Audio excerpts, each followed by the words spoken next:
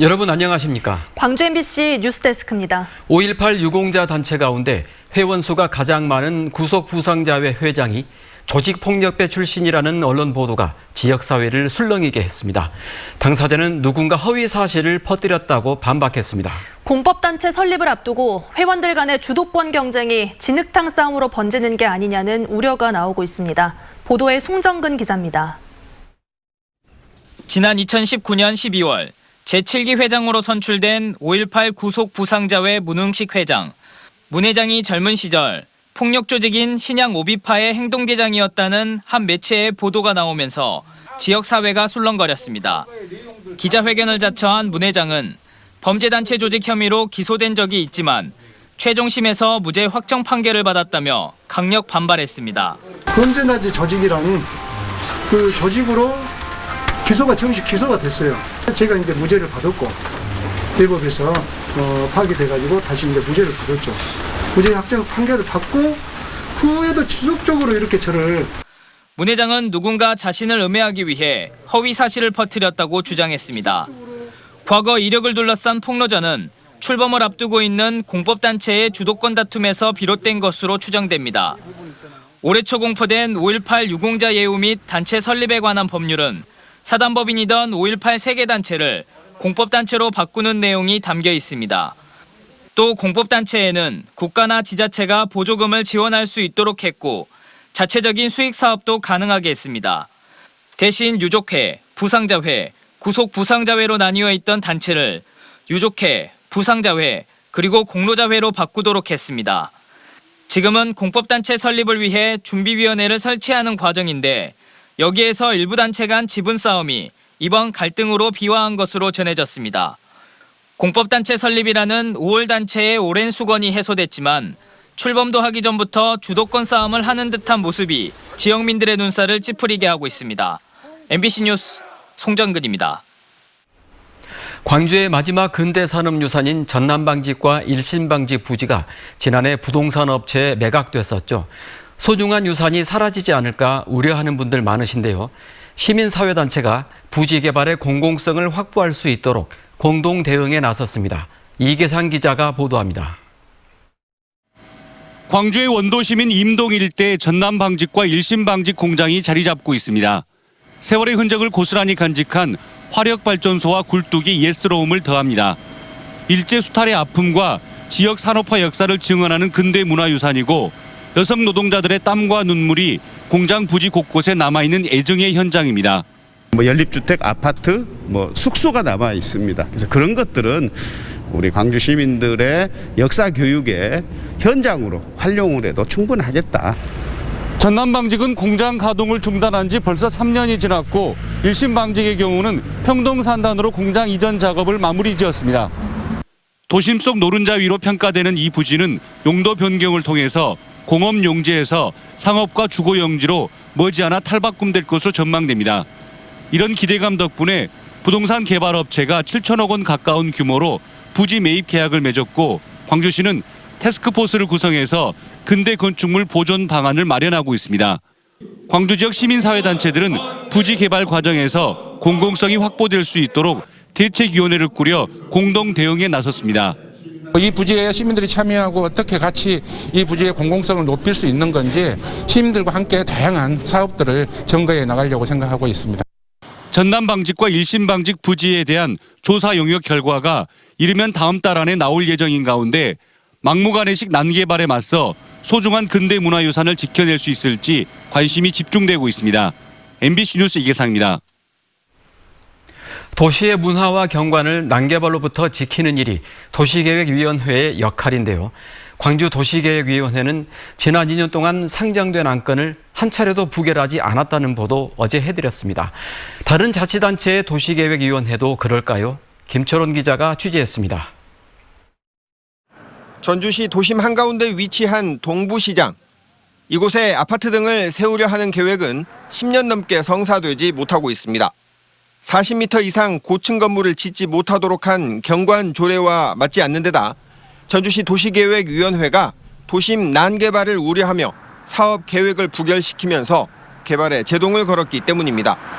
동부시장 인근은 역사 구도심 지역에 접하고 한옥마을 인근에 있습니다. 그래서 층수가 높아가지고 그 주변 여건하고 전혀 좀 도시 기능이 특성에 맞지 않아가지고 부결된 거고요.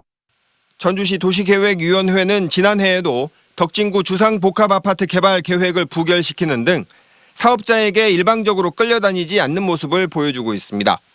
고층 건물 위주의 난개발을 억제할 수 있는 데는 전라가면과 경기전 등 구도심에 있는 역사 문화 자원을 보존하고 도심 경관을 보호해야 한다는 공익에 대한 전주 지역 사회의 합의가 있기 때문입니다. 전주 같은 경우는 오래전부터 가장 한국적인 도시를 표방하는 그런 도시에 대한 기본적인 방향 자체가 전주시 집행부나 의회 그리고 시민사회에서도 좀 일단 어느 정도 합의가 된 거라고 생각을 하고요. 그런 취지가 어느 정도는 이 도시계획위원회에도 영향을 주는 거라고 좀 생각을 하고 있습니다. 이 밖에도 도시계획위원회가 환경과 경관에 미치는 부작용을 이유로 각종 개발 계획에 제동을 거는 사례는 어렵지 않게 찾을 수 있습니다.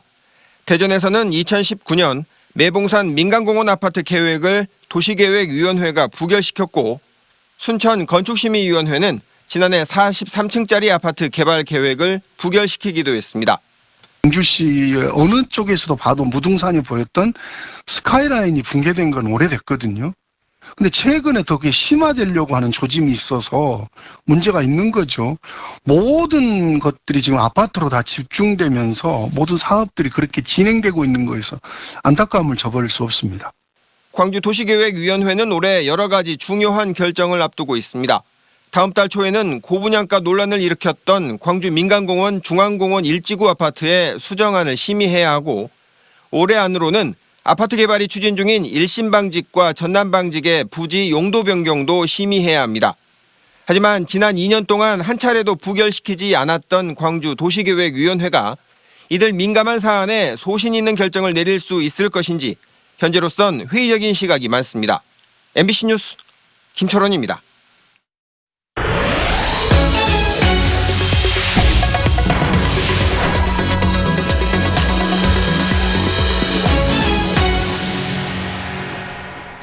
높은 수익률로 투자자들의 관심을 끌었던 분양형 호텔과 관련해 요즘 갈등이 끊이지 않고 있습니다.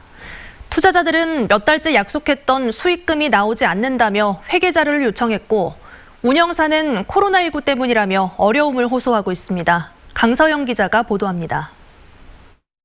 여수 관광지 한복판에 위치한 A 분양형 호텔. 투자자들이 불 켜진 객실 수를 세고 있습니다.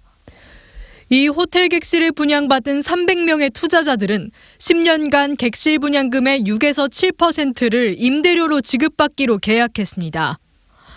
하지만 운영사는 코로나로 경영이 어렵다며 4달치의 임대료를 제대로 지급하지 않았고 그로 인해 운영사를 불신하게 된 투자자들이 실제 투숙률을 확인하기 시작한 겁니다. 도대체 얼마나 힘든가, 코로나에 우리 얼마나 도대체 힘이 들어서 저러시나 궁금해서 와서 치워보기 시작한 거죠.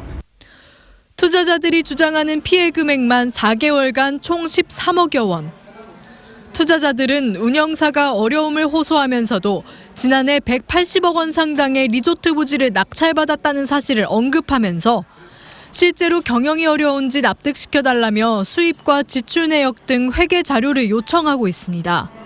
자료에 대한 근거도 없이 일방적인 부분으로 통보만 하고 너네들은 그냥 알아서 해라. 임료를 지급을 거절할 수 있는 명분으로 전략을 했고. 그러나 운영사는 수입과 지출 내역 제출은 과도한 요구라고 맞서고 있습니다. 또 낙찰된 리조트 부지도 코로나로 대출이 끊기는 바람에 중도금도 채우지 못했다고 해명했습니다. 지난해 돌산의 또 다른 분양형 호텔도 임대료를 주지 않는 운영사를 몰아내기 위한 각종 소송과 명도 집행으로 얼룩졌던 상황.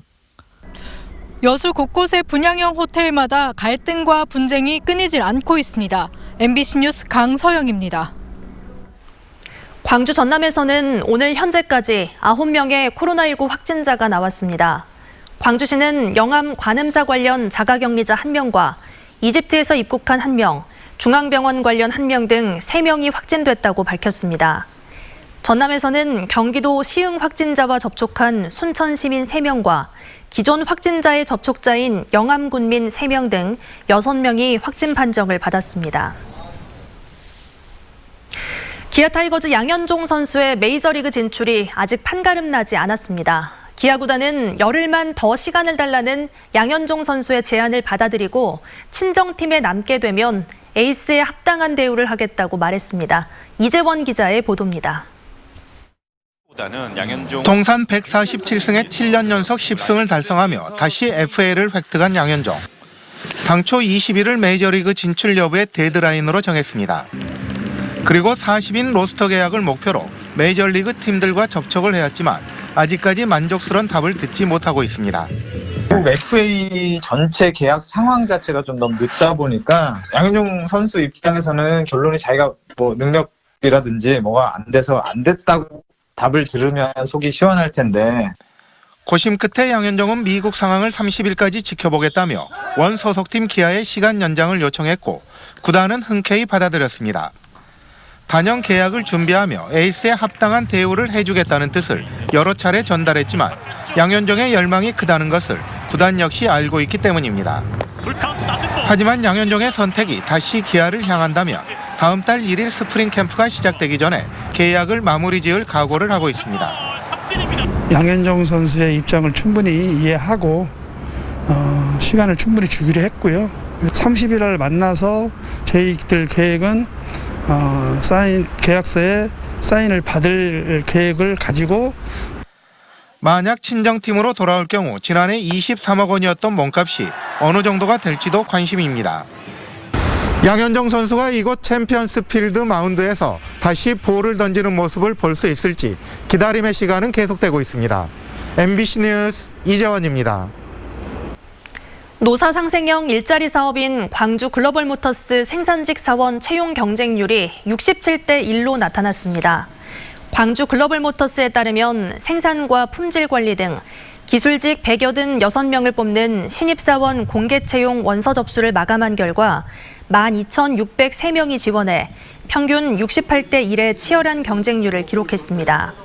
특히 4명을 선발하는 생산관리 분야의 경우 지원자가 몰리면서 148대 1의 가장 높은 경쟁률을 보였습니다. 글로벌모터스는 AI 역량 검사와 서류 전형 합격자를 대상으로 면접 시험을 치른 뒤 이달 말 최종 합격자를 발표할 예정입니다. 대권 도전 의사를 밝힌 더불어민주당 박용진 의원이 광주를 방문해 5.18 민주묘지를 참배하고 호남 민심 잡기 행보를 이어갔습니다. 박용진 의원은 5.18 묘지 참배 후 기자들을 만나 국민들이 제일 바라는 것은 먹고 사는 문제에 있어 능력을 보여주는 것이라며 이 문제를 해결하기 위해 한 발 한 발 나아가겠다고 밝혔습니다. 박 의원은 경제 문제에 강한 정치인이자 개혁 정치인인 본인이 대한민국 미래에 가장 적합한 리더라고 생각한다고 강조했습니다. 영암경찰서는 횡단보도를 건너던 보행자를 치어 숨지게 한 혐의로 전남의 한 기초단체장의 아내 57살 A씨를 입건해 조사하고 있습니다. A씨는 어제 저녁 8시 50분쯤 영암군 삼호읍의 한 식당 앞 도로에서 횡단보도를 건너던 중국인 B씨를 승용차로 치어 숨지게 한 혐의를 받고 있습니다. 식당 종업원인 B씨는 일을 마치고 가던 길에 사고를 당한 것으로 알려졌는데 경찰은 A씨가 신호를 위반한 것으로 보고 과속 여부 등 사고 경위를 조사하고 있습니다. 최근 사망사고가 발생한 사업장에 대한 노동청의 감독 결과 10여 건의 법 위반 사항이 적발됐습니다.